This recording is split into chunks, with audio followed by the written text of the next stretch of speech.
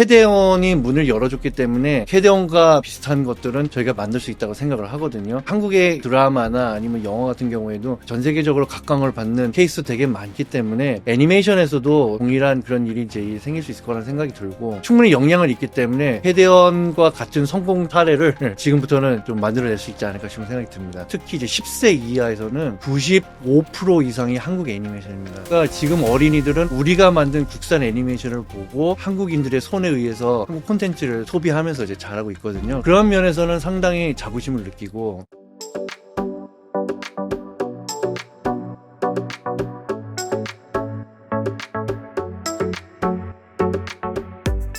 이사님, K-POP 데몬 헌터스에 대해서 일부에서 저희가 얘기를 많이 나눠봤는데, 이게 캐데온의 대성공으로 한국의 이미지를 높여줬고, 또 매기관 감독님이 정말 국위선양하셨다, 우리나라에 많은 좋은 영향이 오고 있다는 들었는데, 뭐 농심이나 완구 업체도 돈 잘 벌고 있다고 하고요. 하지만 이게 엄연히 한국인과 한국계 인력이지만 일본에서 출발했던 소니 애니메이션, 그러니까 미국 회사의 애니메이션이고 미국 회사 넷플릭스의 대성공인 거잖아요. 그렇죠. IP도 그쪽에 들어가는 거고, 한국에서는 왜 캐데온 같은 거 못 만드냐는 정치인분들 지적도 있던데, 우리나라에서는 이게 나올 수 없는 건가요? 네, 제가 아까도 일부에서 말씀을 드렸지만 문화적인 그런 토양이 약간 다른 상황에서 나온 작품이고, 캐데온만 놓고 봤을 때는 캐데온은 저쪽에서 나올 수밖에 없는 그런 작품이긴 해요. 예.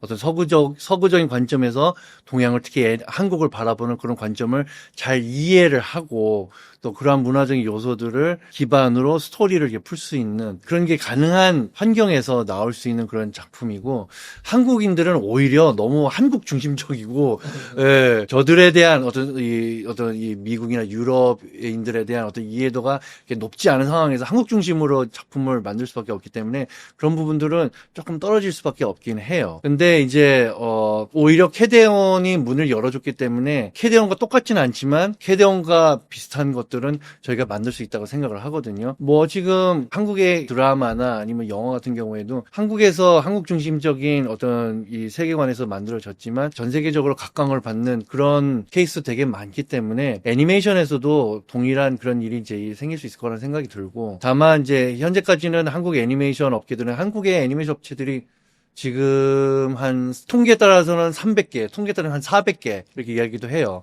사실은 이 작은 땅덩어리에 애니메이션 회사들이 되게 많은 셈인데, 대부분 다 TV 시리즈를 만들고, 이제 나중에 뭐 설명할 기회가 있겠습니다만은 여러 가지 이제 투자 회수 관계상 주로 이제 좀 영유아 애니메이션을 만드는데 조금 더 초점을 맞추고 있다 보니까, 어떻게 보면 해외에서 캐데온 같은 그런 파급력을 낼 수 있는 그런, 진짜 캐데온은 사실은 전 연령대를 대상으로 상당히 대중적으로 만든 거잖아요. 근데 이제 저희가 주로 제작하는 애니메이션 시리즈는 조금 더 어린 연령대, 좀 더 제한된 연령대의 아이들을 위해서 만드는 거니까 아무래도 캐데온 같은 그런 파급력은 좀 줄어들 수밖에 없어요. 근데 충분히 영향을 있기 때문에, 그리고 그런 것들을 이제 기획을 하고 있는 것들도 있고, 높은 연령대 애니메이션을 지금 기획하고 있는 회사들 되게 많기 때문에 아마 캐데온과 같은 성공 사례를 상당히 이제 지금부터는 좀 만들어낼 수 있지 않을까 싶은 생각이 듭니다. 네. 이사님께서는 20년 전부터 한국 애니메이션 업계에 투신해 오셨는데요. 고려대학교를 졸업하시고 또 굉장한 능력자로 좋은 직업적 선택의 기회가 많이 있었다고 들었습니다. 그럼에도 불구하고 이게 일도 참 힘들고, 이게 우리나라에서 박봉이라고 알려져 있는 애니메이션 쪽으로 진로를 택하게 되셨는지 삶의 이야기가 좀 궁금합니다. 네, 아마 저뿐만 아니라 애니메이션에 계신 많은 분들은 다 그럴 거라 생각하는데, 일단 기본적으로 애니메이션 너무 좋았고요. 저도 어릴 때부터, 기억이 있는 때부터 TV에서 애니메이션 보면서 자랐던 세대니까, 아직도 저는 TV에서 예전에 이 은하철도 999 보면서 자랐던 게 생각나요. 그리고 70년대, 80년대, 90년대 애니메이션을 늘 보아하면서 자라왔고, 저는 고등학교 1학년 때, 그때는 아직은 이제 일본 문화 수출 금지되는 그런 때였거든요. 근데 이제 어둠의 경로를 통해서, 친구들을 통해서 일본 애니메이션을 이제 보면서 깜짝 놀랐죠. 이런 세계가 있구나. 저는 그동안 디즈니 애니메이션 정도만 보고, 알라딘이라든지 아니면 라이언킹이라든지 이런 거만 보다가 일본 애니메이션을 접하게 되면서 너무나 새로운 세계가 있다는 게 너무 놀랬고, 이런 걸 되게 만들고 싶다는 그런 생각이 들었었고, 그리고 우리가 노력하지 않으면 먹히겠구나. 약간 그런 애국심도 약간 있었어요, 사실은요. 그래서 저도 모르게 애니메이션을 하고 싶다는 그런 마음이 들어서 그런 쪽으로 진로를 정하게 됐고, 대학교는 관련된 어떤 신문방송학과를 나와서 결국에는 이 애니메이션 쪽으로 이제 들어와서 지금 이게 거의 한 20년 가까이 좀 되고 있습니다. 한 가지 저는 이제 자부심을 느낀, 물론 제가 한 건 아니지만, 어릴 때 제가 봤던 애니메이션을 보면 저는 그게 한국 애니메이션인 줄 알았는데 다 일본 애니메이션이었거든요. 저희 세대는 다 70년대, 80년대 태어난 사람들은 다 일본 애니메이션 보고서는 자랐던 세대예요, 어릴 때. 근데 요즘은 어린이들이 다 한국 애니메이션 봅니다. 요즘에 TV에서 아이들 대상으로 하는 애니메이션, 특히 이제 10세 이하에서는 95% 이상이 한국 애니메이션입니다. 예, 해외에서 유명한 뭐 페퍼피그라든지 블루이라든지 퍼포트롤이라든지 이런 이 유명한 작품들이 한국에는 거의 발을 들여놓지 못하고, 외국 사람한테 한국 애들 페퍼피그 몰라 그러면 깜짝깜짝 놀라요. 그 전세적인 히트작을 한국 애들 모른다고. 근데 그게 사실이거든요. 그러니까 지금 어린이들은 우리가 만든 국산 애니메이션을 보고 한국인들의 손에 의해서 한국 콘텐츠를 소비하면서 이제 자라고 있거든요. 그래서 그런 면에서는 상당히 자부심을 느끼고, 네, 제가 한 건 아니지만 저희 업계에서 같이 이렇게 노력을 해가지고 이 정도 이뤄냈다라는 거는 상당히 모두 애니메이션 업계 사람들은 다 자부심을 그런 거에 느끼고 있습니다. 해외 같은 저도 찾아보니까 한국 애니메이션 하면은 인터넷엔 부정적인 얘기가 많아요. 뭐 돈이 안 된다든지 뭐 그거 해서 뭐 하냐 하는데, 또 따지고 보면은 어떤 분이 그렇게 댓글 달아놓은 게 있더라고요. 아니 미국이나 일본 빼고 애니메이션으로 좀 우리나라처럼 그래도 어떻게 도전해볼 만한 도전자 위치에 있는 나라가 어딨냐, 다 말씀해주신 것처럼 먹혀가지고 지금 뭐 저기 아프리카 사람인데 뭐 미국인 나오면 유아용 애니메이션 보고 그러고 다 잘하고 있다. 네. 이게 다른 나라든 우리나라처럼 그래도 이렇게 애니메이션이 어린이 시장을 이렇게 좀 잡고 있는, 아직까지 그래도 가지고 있는 그런 나라가 별로 없는 건가요? 없어요. 네, 전 세계적으로 진짜 없어요. 일본 정도 있고, 근데 일본도 우리나라만큼 이제 어떤 10세 이하 시장, 키즈 시장이라고 우리가 보통 얘기하는데, 키즈 시장에서만큼은 거의 일본하고 한국 정도밖에 없을 것 같아요. 예. 일본은 그래도 좀 디즈니에 좀 물은 게 있거든요. 그래서 디즈니를 좋아하는 아이들도 되게 많고 하는데, 한국은 이 10세 이하로 내려오면 디즈니도 별로 힘을 못 쓰고, 뭐 여러분들이 잘 아는 이제 국산 브랜드 뭐 또봇이나 카봇이나 캐치티니핑이라든지 미니 특공대라든지 국내 브랜드들이 훨씬 더 많이 소비되고 있고, 뭐 여전히 이제 뭐 뽀뽀로라든지 핑크퐁이라든지 이런 이 국산 캐릭터들이 이제 힘을 많이 발휘하고 있기 때문에 저희 달림이도 있고요. 그런 것들은 상당히 저희의 그 두터운 문화 콘텐츠 이 토양의 결과라고 생각을 합니다. 신기하기도 하고요. 예. 어린아이들, 이게 키즈 대상으로 그 영화나 드라마가 주는 어떤 그런 감동과 영향도, 문화적인 영향도 있겠지만, 요번에 K-팝 데몬 헌터스가 사실은, 아니, 이게 뭐 한국에 대한 이런 관심도나 우호도가 이렇게까지 높아질 일인가 싶다가도 이게 깜짝 놀랐거든요, 저는. 사실 그동안의 업계에서는 이렇게 제가 찾아보면은 영화나 드라마 같은 실사화물이 사람들한테 문화적인 파급력이 세고, 네. 애니메이션은 뭐 그냥 즐기다 잃어버린 애들 뭐 이런 느낌이었는데, 이번에 좀 반대의 결과가 나온 거 아닌가요? 그렇죠. 이 정도의 파급력을 가진 애니메이션 작품은 좀 많지는 않았어요. 제가 생각하기에는 이게 나름 가능을 했던 게, 애니메이션이지만 상당히 이 영화적인 그런 연출이 되게 많이 들어갔고, 그리고 케이팝이 매우 진하게 들어갔기 때문에 그렇다는 생각이 들어요. 케이팝도 진짜 인류 아티스트들이 아주 높은 퀄리티의 프로덕션으로 이제 만들어졌기 때문에 애니메이션이지만 애니메이션만으로 이렇게 머물지가 않았고, 그리고 이 많은 사람들이 이제 훨씬 더 폭넓은 이제 시청자들이 이제 즐길 수 있는 그런 결과가 이제 됐다는 생각이 들어요. 그리고 한 가지 더 제가 말씀드리고 싶은 거는, 이게 K-팝 데몬 헌터스가 그냥 극장에서 개봉했으면 이 정도 파급력이 없었을 거예요. 넷플릭스에서 개봉했기 때문에, 넷플릭스에서 공개가 됐기 때문에 사람들이 보고 또 보고 또 보고 또 보고 이게 가능한 거예요. 이게 나름대로 큰 영향을 끼쳤다고 생각을 해요. 왜냐하면 아무래도 뷰수가 많아질수록 거기에서 나오는 모든 요소들을 흡수를 할 수밖에 없고, 그리고 반복 시청을 하게 되면서 팬이 되니까 그만큼 주변에 대해 파급력도, 야, 너 못 봤어? 너 봐봐. 진짜 재밌어. 그리고 뭐 애들끼리 모여가지고 막 K-pop 디먼에서 나오는 골든 노래 막 같이 부르고 있고 반해서, 그러면 못 봤던 애도 가서 일부라도 넷플릭스 신청해서도 보게 돼 있거든요. 그러니까 그런 게 분명히 어떤 이 팬덤 형성하는데 상당히 영향을 끼쳤다고 생각합니다. 예.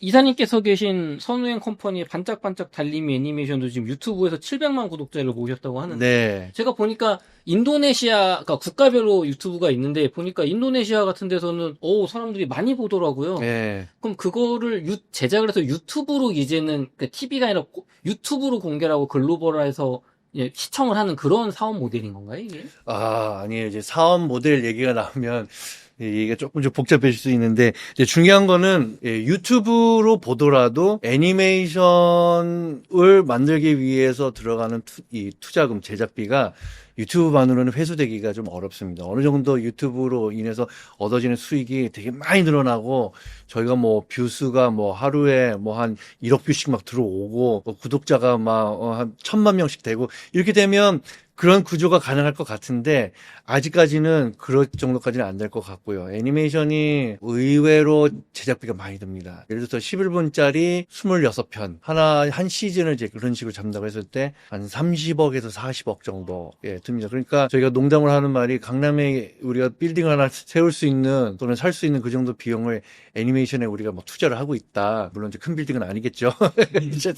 요즘 워낙 부동산이 올라가지고 그런데 진짜 그 돈을 우리가 부동산에 쏟았으면 지금보다 훨씬 더 큰 부자 돼 있을 텐데 저희는 이제 애니메이션에 그걸 쏟는다는 거죠. 그만큼 이제 투자금이 이제 많이 드는데 투자금을 이제 회수를 하는 거는 한국 애니메이션 관점에서 봤을 때는 결국 애니메이션 만들어 가지고 우리가 돈을 어디서 나냐?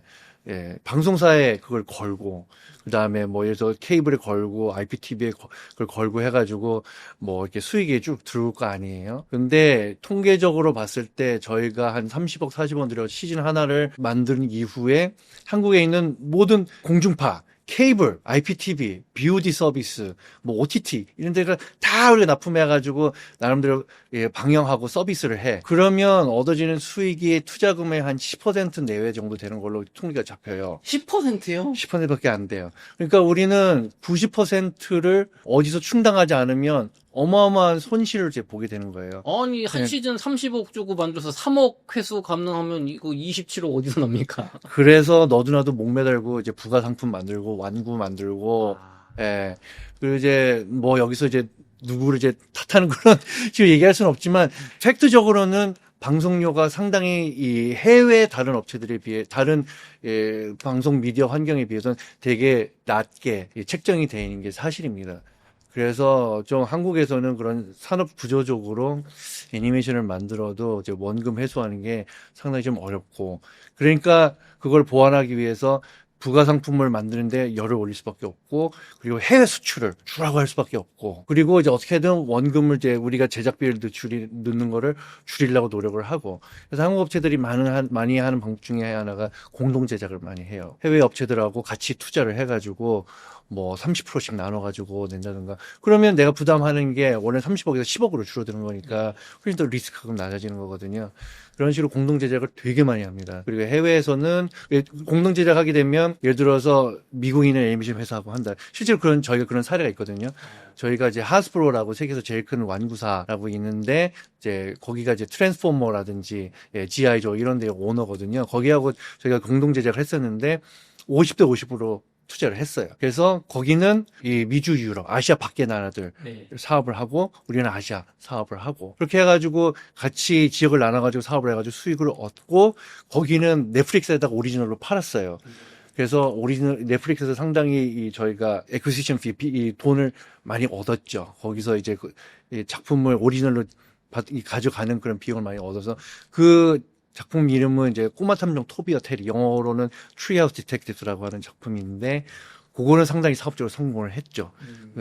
그렇게 이제 리스크를 분산시키고 사업 지역을 나눠서 사업을 하게 됐을 때 그렇게 플러스 알파가 돼서 이득이 되는 경우도 되게 있고 그러니까 이제 공동 제작을 많이 해서 어떻게든 그 리스크 해칭을 많이 하려고 합니다. 그러면 애니메이션은 완구 같은 거를 만들어서 팔아서 수익을 내거나 혹은 넷플릭스 같은 거대 OTT에 납품 IP를 팔아서 그 수익을 하지 않으면 원금 보존도 못하는 그런 구조인 거네요. 그렇죠. 그래서 애니메이션 사업이 상당히 되게 어렵습니다. 그래서 이거를 해결하기 위해서 애니메이션 업계에서 상당히 여러 가지 연구를 많이 하고 있고 이제 AI도 요즘 많이 발달했기 때문에 AI도 하나의 어떤 키워드로 지금 저희가 잡고서는 AI로 애니메이션 제작을 하게 되면 제작비가 당연히 절감될 수밖에 없기 때문에 그런 것들을 지금 많이들 연구들을 하고 있고 해외에서도 AI 애니메이션을 만들어 가지고 런칭을 한 그런 사례들도 하나둘씩 지금 나오고 있고 그래서 그런 것들을 저희가 좀 면밀히 주시를 하고 있죠. 예. 실제로 제가 최근에 이제 이태리에 있는 이제 레인보우라고 하는 그런 회사하고 연락을 해가지고 논의를 했는데 거기는 지금 자기네들이 기존에 2개 시즌을 만들었던 작품을 이번에는 아예 100% AI로 제작을 하는 걸로 그렇게 했더라고요. 근데 걔네 얘기를 이제 들어보니까 AI로 애니메이션을 만들어서 물론 어려운 점은 있겠지만 걔네들이 그거를 다 R&D 통해 가지고 나름대로 이제 극복을 했더라고요. 그래서 얘네들이 얘기하는 거는 AI로 애니메이션 만드니까 제작비가 5분의 1이 들더라. 5분의 1로 줄어든다. 네. 아, 기존에 20%만 드는 거예요. 그러니까 그것만 해도 어마어마한 거거든요. 그렇죠. 물론 걔네들이 하는 말을 어느 정도까지 우리가 이제 신뢰할 수 있을지 좀 그거는 좀 더 지켜봐야겠지만 이렇게 AI를 통해 가지고 제작비를 절감하는 사례들이 많이 나오고 있거든요. 그래서 이런 부분은 저희가 지금 적극 좀 살펴보고 있고 저희도 신작 제작을 할 때 이 AI 애니메이션을 좀 적극 도입하려고 지금 알아보고 있습니다. 이게 AI로 만들면 좀 어색하거나 좀 뭐 이상하진 않나요, 그게? 저희 생각은 그런데 이게 하루가 다르게 발전하고 있어가지고 실제로 AI로 만든 애니메이션들을 좀 샘플들을 제가 지난 10월에 그 밉컴 마켓 가서도 좀 봤었고 최근에도 이제 여러 업체들 통해 가지고 저희 샘플 좀 받고 있는데 깜짝 놀라게 많이 발전했어요. 예, 그래서 기존의 일반적인 3D 애니메이션 툴을 이용해 가지고 만든 거하고 거의 차이가 없게 그렇게 만들었더라고요. 예. 물론 아직은 좀 어색한 점도 있고 좀 난점도 있고 하긴 한데 많이 따라왔어요. 그래서 제가 생각하기에는 향후 5년 안에는 이 애니메이션 판도가 많이 바뀔 거예요. 5년 안에 사람이 만드는 애니메이션에서 AI로 거의 넘어갈 거라고 보시는 거예요? 예, 제 생각에는 진짜 거의 그렇게 될 것 같아요. 예. 그래서 어떻게 보면 지금 저희는 산업의 이 격변기에 지금 초입에 지금 놓여 있지 않나. 예. 저희 사실 그 시청하시는 분들은 맨날 AI 뭐 거품 아니냐, 뭐 챗GPT 뭐 챗봇 아니냐, 막 이러면서 저거 뭐 주가 언제 떨어진다 이런 생각만 하는데 현업에서는 지금 AI의 발달은 정말 무섭다. 예, 발전 무섭고 저희도 상당히 위기를 느끼고 있고요. 네. 이 경쟁에서 밀리면 순간 훅 갈 수 있다. 지금 그런 생각을 좀 많이 하고 있습니다. 두 가지 문제가 있을 것 같아요. 하나는 직원분들 입장에서는 이제 아니 내가 예전에 손으로 막 이렇게 3D 툴로 만들고 했는데 이제는 AI 5분의 1로 절감된다는 게 사실은 인건비를 줄인다는 거잖아요. 그럼 직원분들 입장에서 그럼 어떻게 해야 됩니까, 이거? 그런 것들도 아마 차차차차 좀 고민을 하면서 해결해야 될 부분들이 생길 것 같아요. 근데 지금 단계에서 아직은 이제 더 AI가 발전되면서 어떻게 될 건지 지켜봐야겠지만 지금 단계에서 일단은 예상을 할 수 있는 거는 AI가 나온다고 해가지고 AI가 알아서 만들어주는 건 아니거든요. 그 공정별로 AI를 컨트롤할 수 있는 사람이 필요해요. 그러니까 어떻게 보면 기존에는 애니메이터가 제가 직접 애니메이션을 만들었다고 하면 이제는 그분이 AI 툴을 이용해가지고 애니메이션 씬을 이제 뽑아내는 그런 일을 한다고 볼 수도 있고 그리고 결국에는 애니메이션 AI가 항상 동일한 퀄리티를 내놓는 게 아니거든요. 프롬프팅을 어떻게 하느냐 그리고 어떻게 트레이닝을 시키냐에 따라서 AI가 내놓는 그런 이게 결과물이 달라지기 때문에 그런 거를 가장 이 씬에 맞는 동작으로 내놓게 하기 위해서 그거를 훈련시킬 수 있는 사람은 어떻게 보면 그 감각을 가진 애니메이터밖에 없거든요. 그래서 애니메이터들이 아마 점점 더 그런 AI를 컨트롤하는 그런 전문가로 전환될 가능성이 있지 않겠냐. 그런 생각이 하나 들고 또 하나는 이제 애니메이션이 예를 들어서 한 에피소드 안에서 단순한 씬이 있고 또 복잡한 씬이 있고 예를 들어서 액션이 되게 복잡하거나 아니면 여러 명이 나와가지고 지금도 AI 애니메이션에서 가장 어려운 것 중에 하나는 복수의 캐릭터가 나와가지고 동시에 막 얘기하고 막 액션 나누고 하는 거는 아직도 AI가 어려워해요. 그런 거를 제가 봤을 때는 그런 걸 해결하는데 좀 시간이 많이 걸릴 것 같기 때문에 그런 단순한 씬이고 복잡한 씬이 있을 거란 말이에요.